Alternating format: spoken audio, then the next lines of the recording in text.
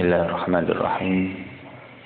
Assalamualaikum warahmatullahi wabarakatuh.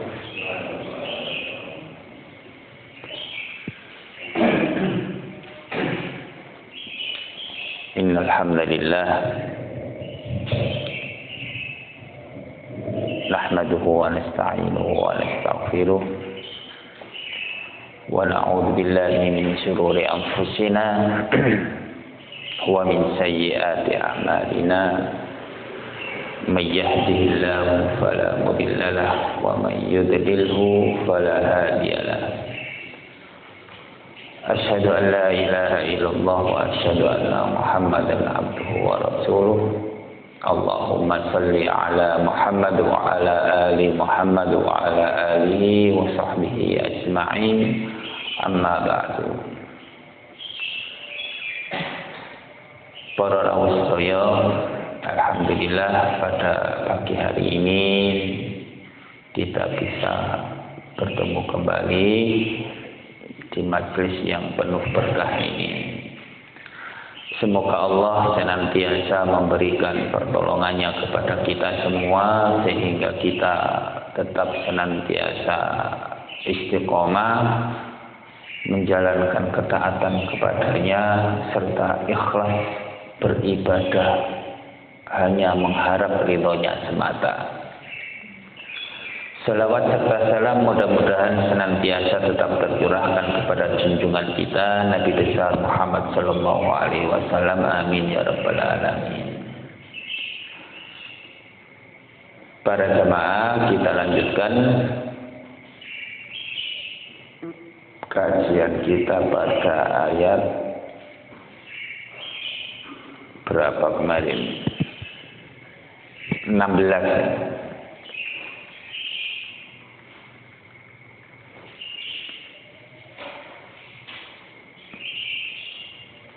A'udzu billahi minasyaitonir rajim.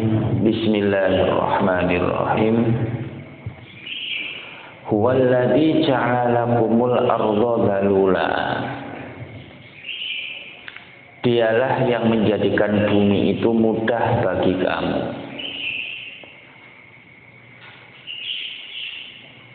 Falaula famshu fi manakibiha wa kulu mir rizqi wa ilaihin nusyur. Famshu, maka berjalanlah di segala penjurunya, fi manakibiha.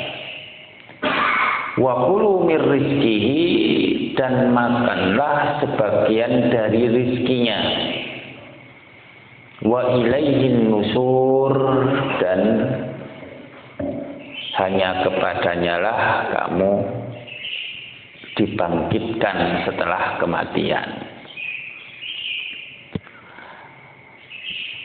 Ibnu Katsir ayat niki beliau menjelaskan tentang nikmat-nikmat yang telah Allah berikan kepada makhluknya, baik itu melalui bumi, daratan, lautan, angin, matahari, gunung, serta hewan-hewan dan tumbuh-tumbuhannya. Semuanya itu merupakan nikmat yang diberikan kepada kita sebagai khalifatu fil ardh, sebagai khalifah, pengatur bagi kehidupan. Semuanya itu sebenarnya dimudahkan oleh Allah. Kuwabeh niku digampangno, disesuaikan antara keselarasan dengan kehidupan kita. Yen napa sengenge niku panase niku nggih mboten membakar. Meskipun enten umpamane kalau di negeri tertentu, di tempat tertentu, kalau musim panas nggih panas. Tapi mboten sampai membakar bumi. itu kan disesuaikan, sinten sing ngatur. Nek musim dingin gitu, wingin ya adem. Ada musim hujan, ada musim semi.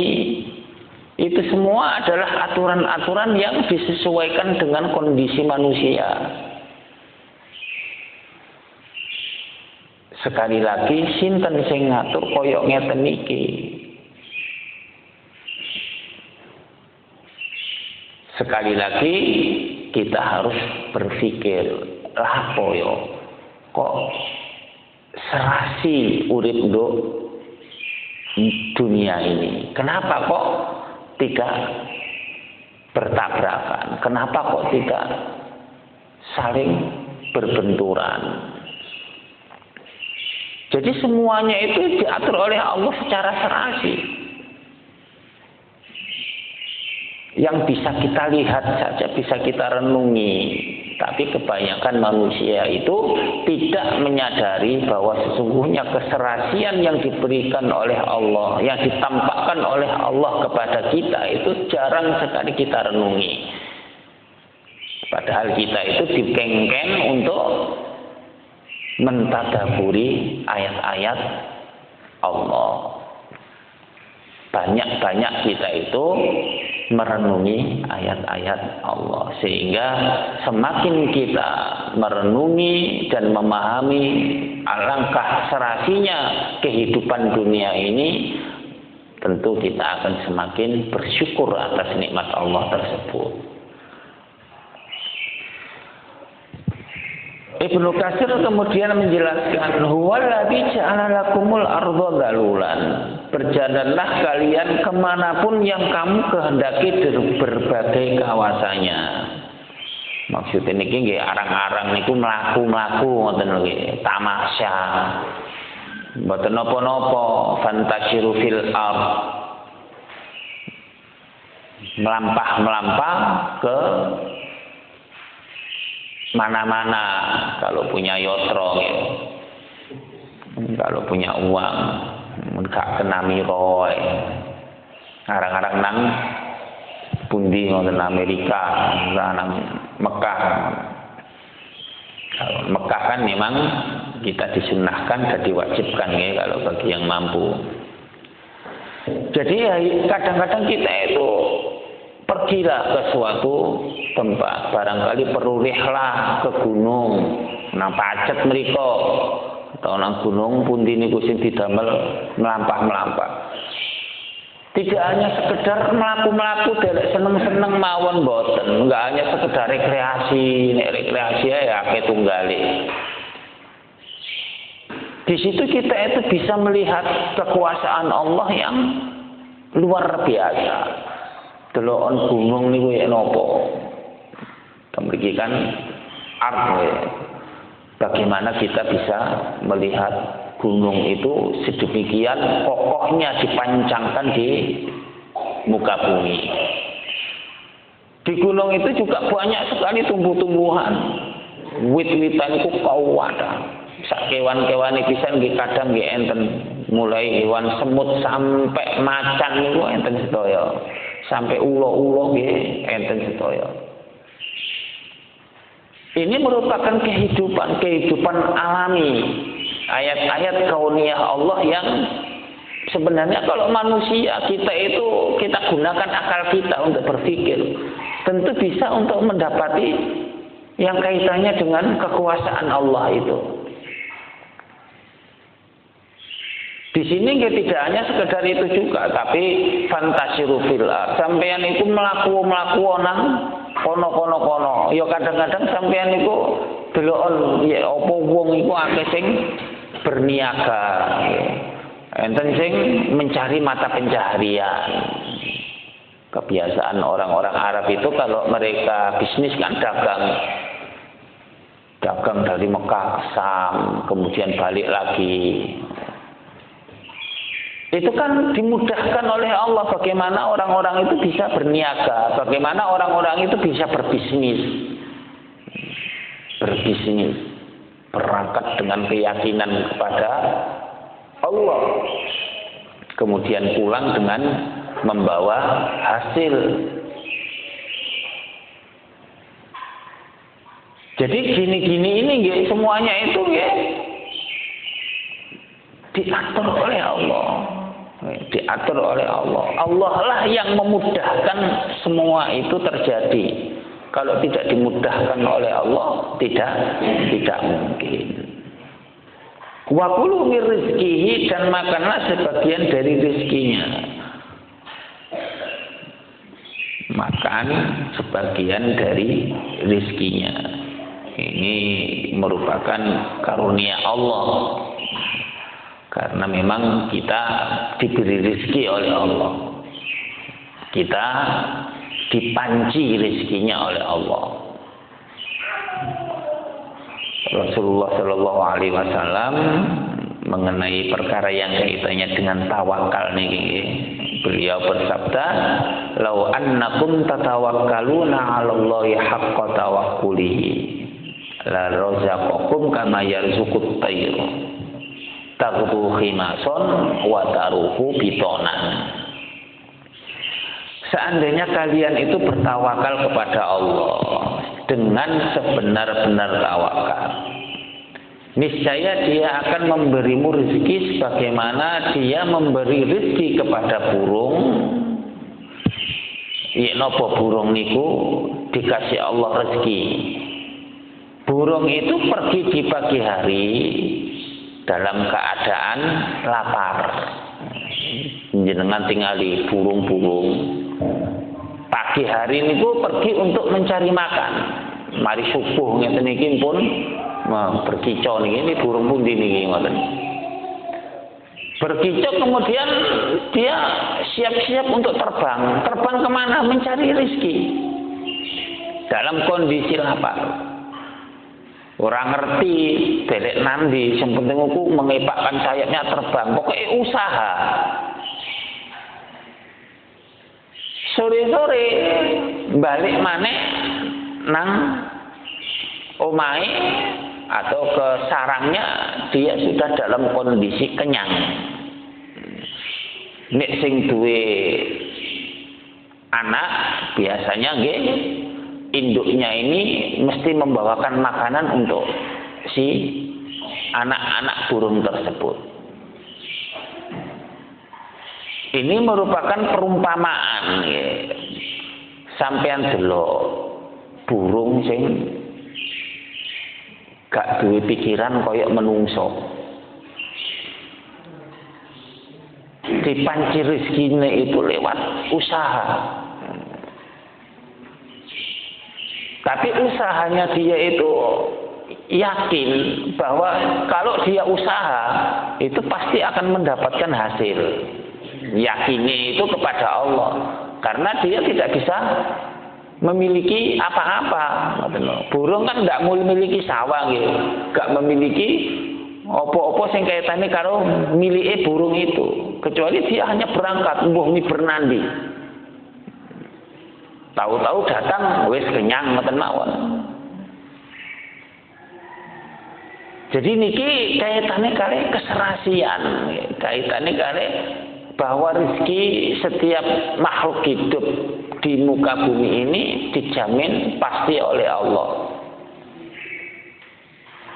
Tetapi sekali lagi bukan berarti dijaminnya rezeki kita oleh Allah itu kemudian kita menafikan usaha, mboten oleh, mboten angsal, kemudian kita tidak mau kerja karena merasa yakin bahwa rezeki kita dijamin.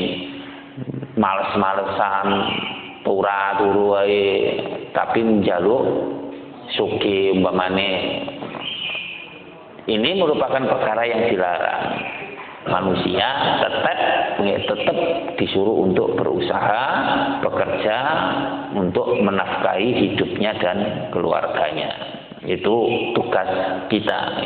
Contoh koyok burung ngeten iki. Wis pokoke nang usaha hasilnya serahno Allah. Insyaallah Allah akan memberikan rezeki yang telah diberikan sebagai jaminan itu.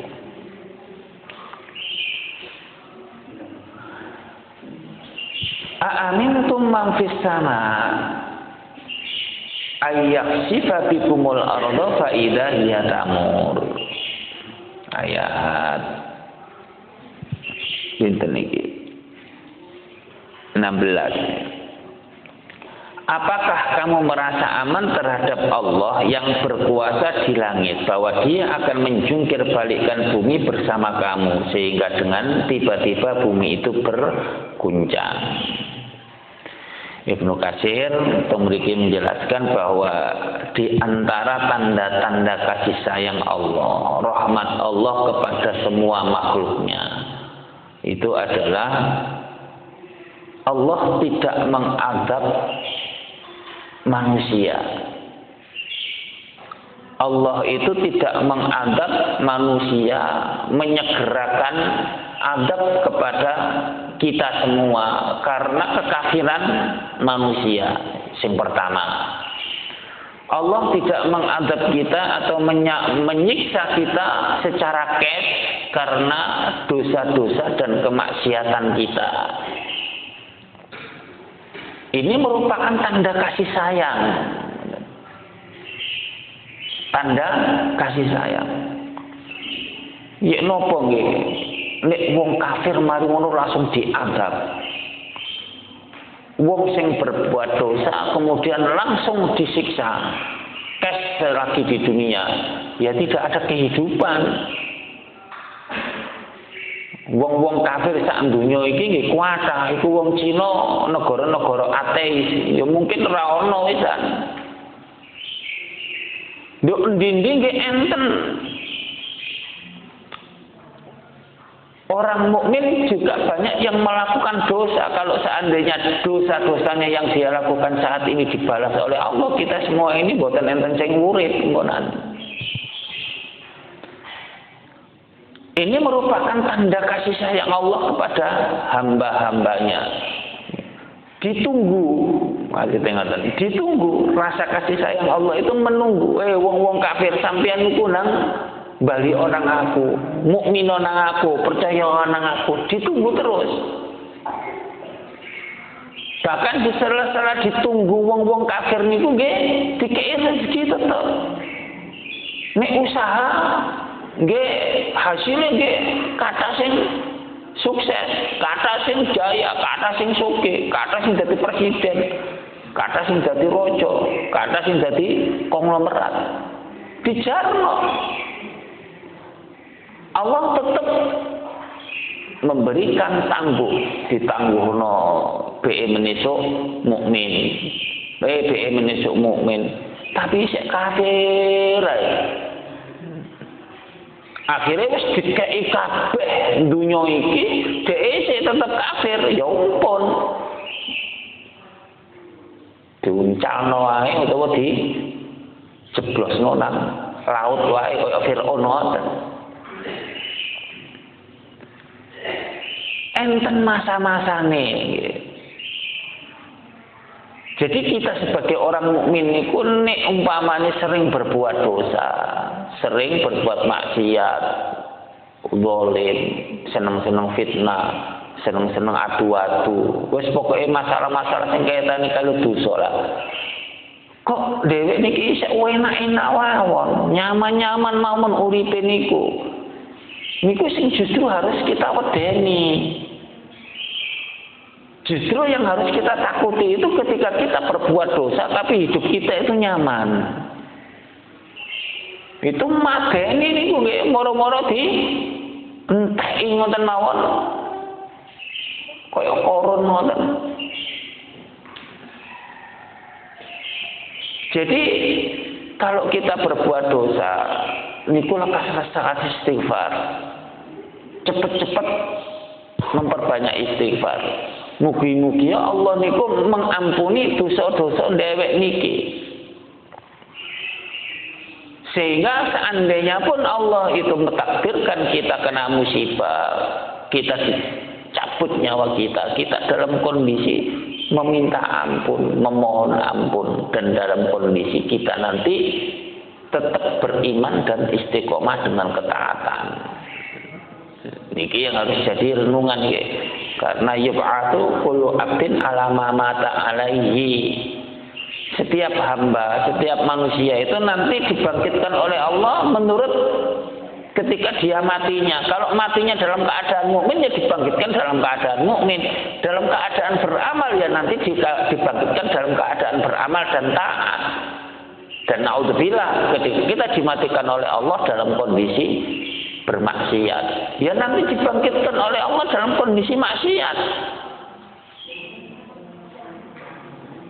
Kita dibangkitkan nanti di padang mahsyar niku sesuai kali saat kita hidup di dunia ngeten iki.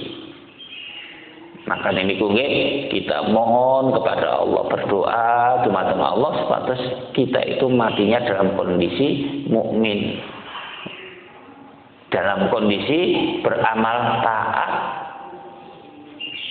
Dan lebih penting niku nggih setelah beramal taat nggih senantiasa ikhlas kepada Allah. Sehingga pas ketika kita kondisi puncak-puncaknya taat tiba-tiba diambil oleh Allah, alhamdulillah itu. Wis mboten usah disedhai wong panjene kabeh menungso ya arepe mati. Sing penting niku selamat marine mati niku. Dados ayat niki menjelaskan kalau seandainya semua manusia itu diadab lantaran kekafirannya dan dosa-dosanya, wis sempun tidak akan tersisa yang namanya kehidupan manusia di muka bumi ini. Tetapi sekali lagi Ibnu Katsir menjelaskan Allah memberikan tangguh. Allah memberikan dispensasi sampai waktu yang sudah ditetapkan itu. Makanya niku nggih nek enten tiyang kafir nantang, ya Allah nek jenengan enten matikan aku sekarang. Gak mati, mari ngono tambah ngece. Ndi Allah aku gak mati saiki. Utawa nantang Allah, ya Allah nek memang sampeyan niku maha kuasa, jungkir walikno aku saiki, umpamane ngoten. Nantang Allah. Mari ngono ternyata gak lapo-lapo. Gak lapo-lapo. Apakah itu menunjukkan bahwa Allah tidak ada? Nggih mboten. Memang ada orang yang seperti ini memang dijarno karo Allah tambahan. Sakarepmu dilungkas ayo mati padha wae masih kon gak jaluk ngono. Tapi ada juga sebagian tanda-tanda Allah, ada orang itu yang menantang Allah secara lantang tapi langsung dikei apa sing dikarepno. Enten. Ya Allah, nek sampean ono matikan aku sak jam maneh. Akhirnya sama Allah 1 jam pas dia mati.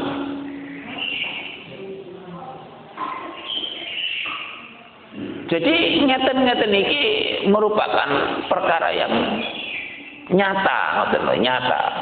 Memang Allah sengaja membiarkan, tetapi nggih enten sing dikei tondo-tondo. Enten sing dikei tondo. Nah, ini sebagai peringatan bagi kita.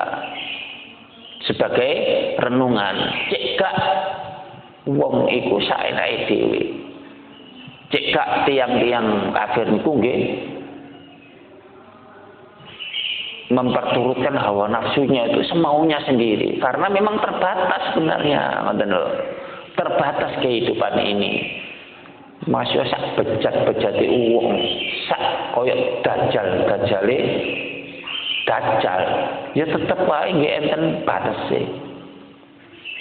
Ada kehidupan akhir yang mana kehidupan akhir itu memang akan terjadi dan nanti selepas itu akan diadili. Jadi jenengan wis mboten usah terlalu merasa cek enak yo wong sing gak beriman iku, cek enak yo wong sing uripe kakean dosa tapi sik enak ae. Sementara jenengan sing mukmin iku taat-taat iku melarat uripe. Mboten usah gelok biasa mawon ngoten niku. Kadang Allah yang sengaja wong taat-taat itu dikei melarat wae. Cek arep-arepe nang Allah itu luwih nemen timbangane nang dunya. Kadang kemampuan niku kan Allah sing ngerti. Jenengan dikei sugih taat, engko lali saged mawon. Saged mawon. Dikasih kaya tapi gak eling nang Allah akhirnya. Ngoten lho, akhirnya dijarno wae, ojo sugih-sugih. Yo ojo terlalu nyaman. Ya searang-arang ngene iki lah urip sampean. Memang Allah sengaja mempending karena nanti kenikmatannya itu akan diberikan semuanya di surga. Ngoten lho. Kenikmatan kita yang dipending oleh Allah sewaktu di dunia ini nanti akan diberikan oleh Allah di surga. Kita niki bahagia nopo sih wong nduk dunya ngeten niki mawon. Urip yo ditakdirno kaya ngeten niki.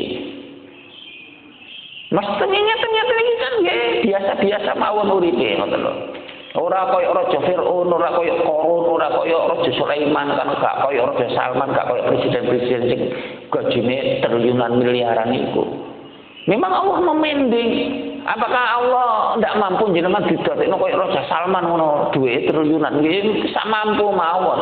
Sak saged-saged tekun fayakun duwe langsung 1000 triliun saged mawon gampang. Tapi kenapa Allah tidak memberikan rezeki jenengan seperti itu?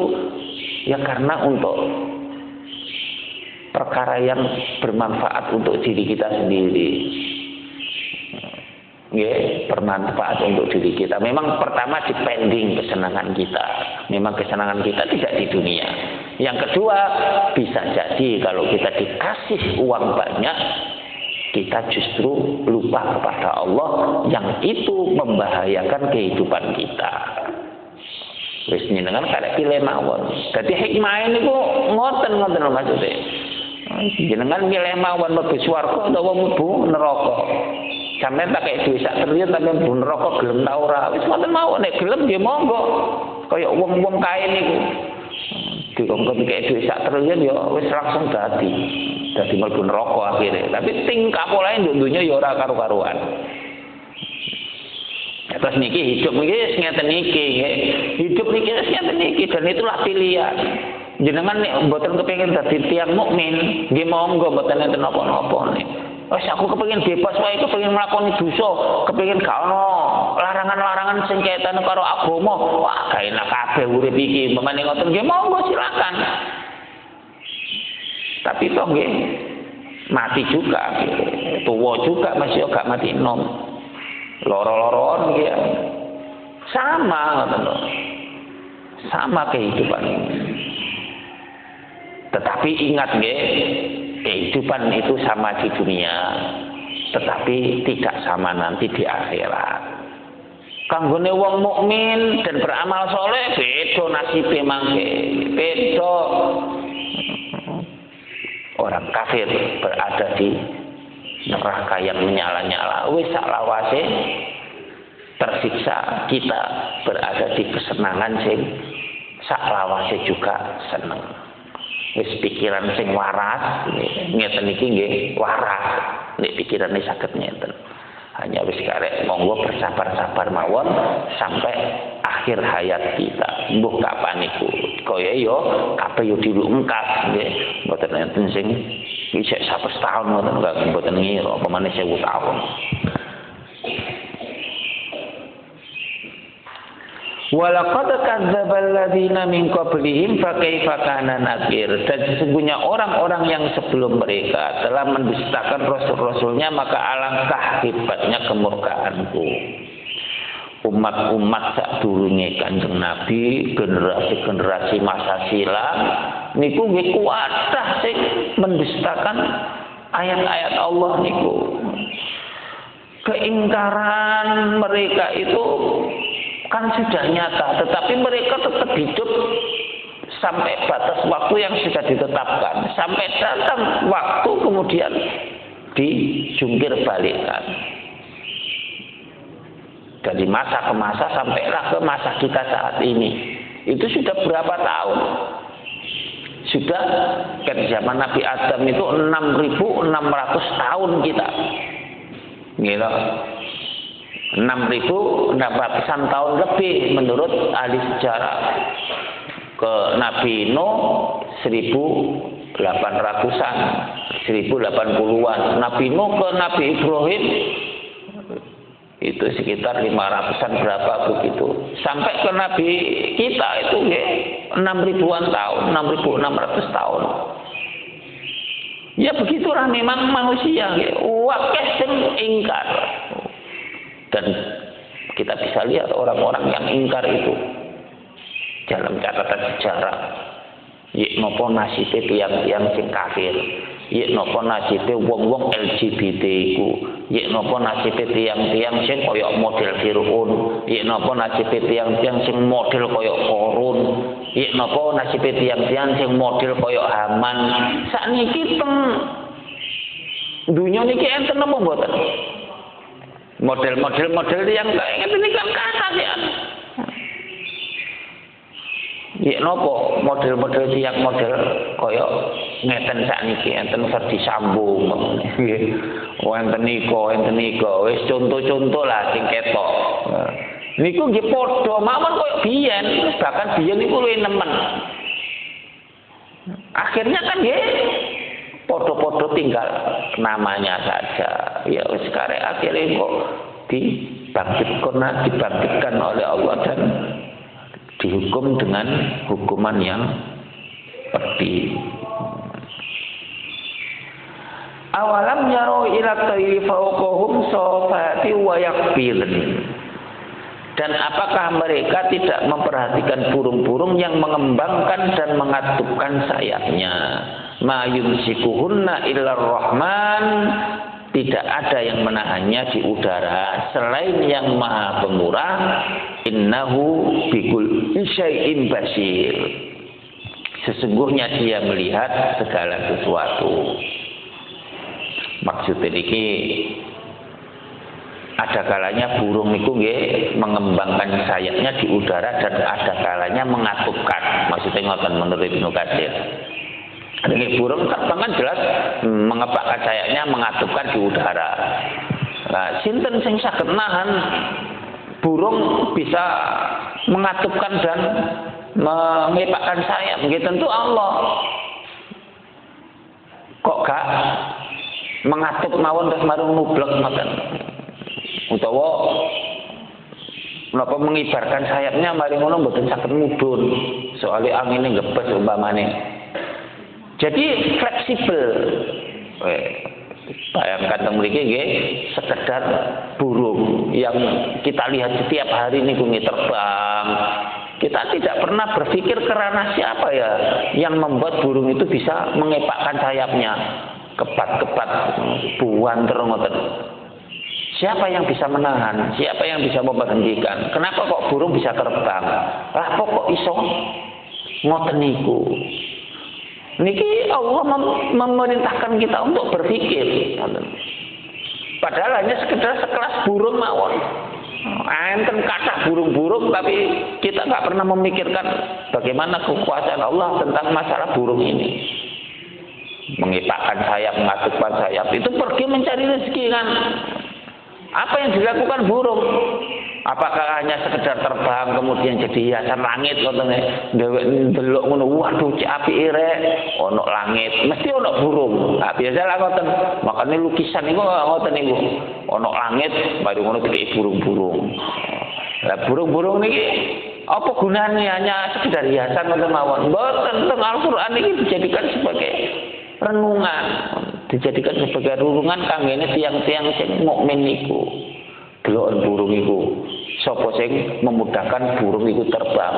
Dhek terbang esuk delek panganan sore mari ngono kenyang. Siapa semua yang mengatur koyo ngoten niku? Terus niki merupakan ayat-ayat kauniyah. Innahu bikulli syai'in basir. Sesungguhnya Allah melihat segala sesuatu. Yakni hal-hal yang bermaslahat bagi segala sesuatu dari makhluk-makhluknya. Maksud niku nggih Allah nggih ngerti ngatur kabeh maslahat makhluk-makhluk itu diatur kabeh kali Allah. Njenengan mboten usah kuwatir nek gak ngira komanan. Maksudnya lah ya kabeh iku oleh kagian, kabeh iku oleh rezeki. gajah oleh rezeki, semut wae oleh rezeki, tonggoku oleh rezeki, iki oleh rezeki, koncoku oleh rezeki. Lah rezeki pundi? Akhirnya jenengan tak kok ngoten. Nah kok lucu. Koyo Allah iku lali karo jenengan.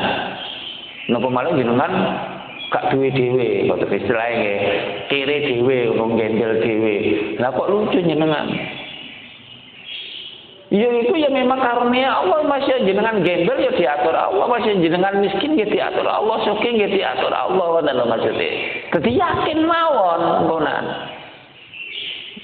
Karena memang hidup ya mboten niku enten masalah, nggih mesti enten masalah. Setiap manusia punya masalah kan, enten tapi ya mboten enten masalah.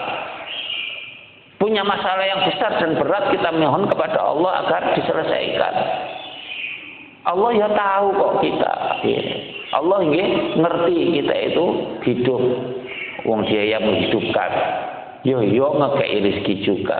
Yo nanti juga akan mematikan kita. Terus ngeten iki nggih jadi renungan. Cek kita itu tidak hilang pedoman ketika menghadapi napa istilahnya ngoten, menghadapi dunia sing tipu-tipu ngeten iki. Mari sampean raih, mari ngono dilepas soalnya mati. Utawa jangan terkecoh dengan musibah yang menimpa hidup kita. Karena musibah itu masuk dari sunatullah yang ditetapkan.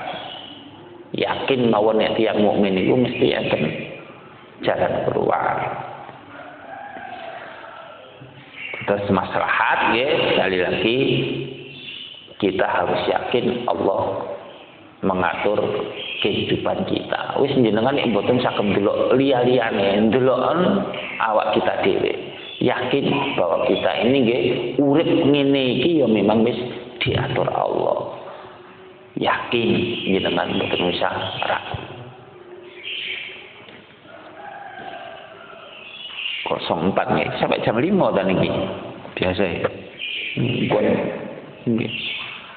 Soalnya maghrib apa subuh ini kan jam 4 kurang pun. Terakhir ya, aman hadzal ladzi wa jundul lakum yansurukum min dunir rahman inil kafiruna illa fi ghurur. Ayat 20. Atau siapakah dia yang menjadi tentara bagimu yang akan menolongmu selain Allah yang Maha Pemurah? Orang-orang kafir itu tidak lain hanyalah dalam keadaan tertipu. Ibnu Katsir menjelaskan firman Allah niki kepada orang-orang musyrik nggih, sing menyembah Allah tapi nggih nyembah saliyane Allah. Niku tiyang musyrik. Yang mereka minta pertolongan dan rezekinya seraya mengingkari keyakinan mereka yang demikian itu dan memberitahukan kepada mereka bahwa apa yang mereka angan-angankan selain Allah itu tidak akan mereka dapatkan. Maksud niku nggih, wong-wong musyrik niku kan njaluk nang patung. Maksudnya patung niki dikengken menyampaikan hajat kepada Allah. Ngoten lho. Niki nek pikarane waras ngoten nggih, akal waras kan mboten mungkin.